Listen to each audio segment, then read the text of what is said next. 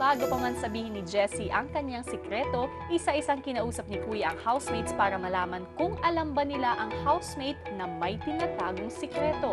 Nitong mga nakaraang araw, isang housemate ninyo ang may itinagong sikreto mula sa inyo. Isang malaking sikreto. Ito ang itatanong ko sa iyo. Sa palagay mo, sino ang housemate na may itinatagong sikreto?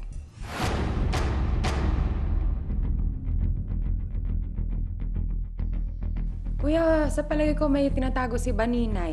Baka may nagbabalik na feelings. Si Will. Gay siya. Isa sa mga housemates na may malubha na sakit. Si Baninay siguro. May buntis? Si PJ po may sekreto po.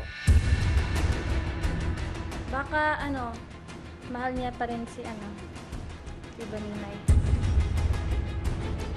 Samantala sa activity area, nilapitan ni Yong si Twee. Pero ng Medyo. Ay, akala ko si Edward magalit ako. Alam mo, ganyan. Ngayon lang siya ganyan. Pero, Ako sa'yo, aking sinta, may aking prinsesa. Bata. oo nga, diba? Na-notice ko rin. Char-char lang, di ba? Para pang happy-happy. Aking sinta, may aking prinsesa.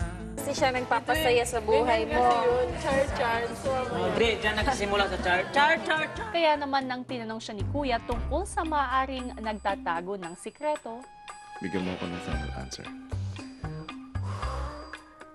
Si Edward na lang, uy, may gusto siya sa akin. Masasabi ko sa'yo na mahal kita. matapos tanungin ang lahat at matapos malaman ng housemates ang sikreto ni Jessie, pinatawag na ni Kuya si Jessie tungkol sa kanyang naganap na secret task. Nais kong ipaalam sa iyo ang resulta ng iyong secret task.